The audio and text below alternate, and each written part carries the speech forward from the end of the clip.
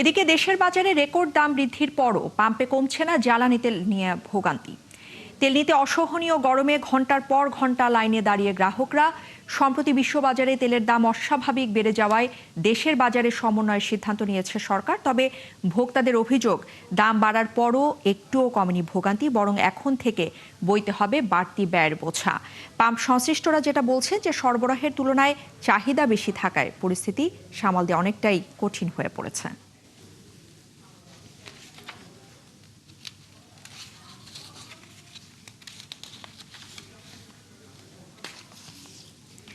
দর্শক, এই মুহূর্তে রাজধানীর জ্বালানি তেল পরিস্থিতি নিয়ে আরো বিস্তারিত জানাতে আমাদের সাথে যুক্ত হচ্ছেন সহকর্মী রাকিব হোসেন।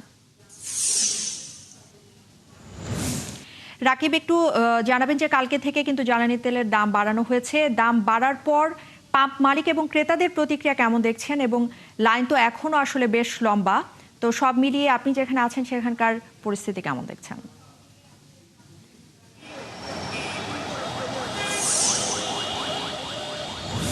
দাম বাড়ানোর পরে পেট্রোল পাম্প মালিকরা স্বাগত জানিয়েছে এই সিদ্ধান্তকে, কিন্তু যারা গ্রাহক আছেন জ্বালানি তেলের তারা অস্বস্তি প্রকাশ করেছেন। তাদের এতদিন শুধু ভোগান্তি ছিল, বিশৃঙ্খলা তাদেরকে পোহাতে হতো, এখন সেটার সঙ্গে বাড়তি খরচের বোঝা যোগ হয়েছে জ্বালানি তেলের দাম বাড়ানোর কারণে। প্রতি লিটার অকটেনে যদি 20 টাকা করে বাড়তি দিতে হয়, তাহলে 5 লিটারের জন্য তাদেরকে 100 টাকা বাড়তি গুনতে হচ্ছে। তো ব্যক্তিগত যারা মোটরসাইকেল চালান বা প্রাইভেট কার আছে তাদের জন্য হয়তো এটা খুব বেশি চাপের না, কিন্তু যারা আসলে এই যানবাহনের উপর যাদের জীবিকা নির্বাহ করেন, বিশেষ করে যারা উবার পাঠাও চালান, তাদের ক্ষেত্রে এখন সেই প্রভাবটা পড়বে যাত্রীর ভাড়ার উপর। এবং বিশেষ করে ডিজেলের দামের কথা যদি আমরা বলি, ডিজেলের দাম লিটার প্রতি 15 টাকা বাড়ানো হয়েছে। তাহলে আমরা হিসাব করে দেখি, যদি প্রত্যেকটা কাভার্ড ভ্যানে 100 লিটার ডিজেল নিতে এখন 1500 টাকা বাড়তি দিতে হবে, সেই 1500 টাকা আসলে আসবে কোথা থেকে?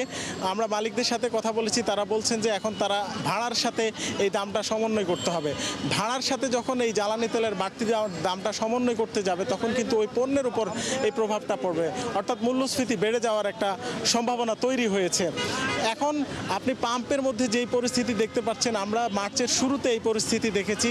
যখন রেশনিং পদ্ধতি সরকার চালু করে, তখন থেকে এই পরিস্থিতির সূত্রপাত হয়, এখনও সেটি অব্যাহত রয়েছে।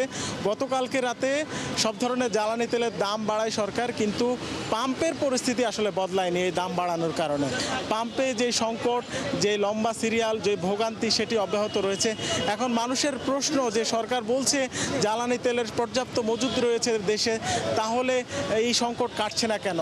এখন সরকার অন্যদিকে বলছে যে বৈশ্বিক বাজারে আসলে জ্বালানি তেলের দাম বাড়ার কারণে সরকারকে সেই দাম মেনটেন করতে হিমশিম খেতে হচ্ছে, এবং সবশেষ জ্বালানি তেলের দাম সমন্বয় করে সেই বাড়তি দাম সমন্বয় করার একটা চেষ্টা চলছে সরকারের পক্ষ থেকে। কিন্তু দাম যে বেড়েছে, দাম বাড়ার সাথে সাথে যদি মানুষের ভোগান্তিটা কমে, তাহলে হয়তো মানুষ এটিকে সাদরে গ্রহণ করবে। কিন্তু যদি দাম বাড়ার সাথে সাথে মানুষের ভোগান্তি না কমে, মানুষ চাহিদা মতো জ্বালানি তেল না পায়, তাহলে এক ধরনের অস্থিরতা আরও বড় হবে এবং মানুষের অনাস্থা তৈরি হবে। আমরা জানি যে আসলে জ্বালানি তেল আমাদের দেশে খুব একটা উৎপাদন হয় না, সিংহভাগই আমদানি করতে হয়, এবং পেট্রোল শতভাগ উৎপাদন হলেও সেখানে আমদানির নির্ভরতা প্রায় 60%। তো সেই জায়গা থেকে আসলে আমদানির উপর আমাদের নির্ভর করতে হচ্ছে, এবং যুদ্ধ শুরুর পর যখন হরমুজ প্রণালী বন্ধ হয়ে যায়, তখন কিন্তু আমাদের ক্রুড অয়েল আসা যেমন বন্ধ হয়, তেমনি কিন্তু পরিশোধিত যে জ্বালানি তেল অন্যান্য দেশ থেকে আসার কথা, সেই জায়গা থেকেও কিন্তু আসা ব্যাহত হয়। এবং সরকার এই জায়গা থেকে চেষ্টা করে যে খোলা বাজার থেকে জরুরি ভিত্তিতে কিছু জ্বালানি তেল আমদানি করে সেটি সামাল দেওয়ার, কিন্তু সেই জায়গায় সরকার আসলে খুব একটা আশার আলো এখন পর্যন্ত দেখতে পাচ্ছে না। যে কারণে যে পূর্ব নির্ধারিত যে শিডিউল অনুযায়ী দেশে পরিশোধিত জ্বালানি তেল আসছে, সেগুলোকে সমন্বয় করে সাশ্রয়ীভাবে ব্যবহারের মাধ্যমে সরকার কিন্তু পরিস্থিতি সামাল দেওয়ার চেষ্টা করছে। আমরা জানি যে আমাদের দেশেও কিছু বেসরকারি রিফাইনারি রয়েছে, যেসব রিফাইনারি থেকে জ্বালানি তেলের সরবরাহ হচ্ছে। তো গত 8 তারিখ থেকে আমরা যতটুকু শুনেছি।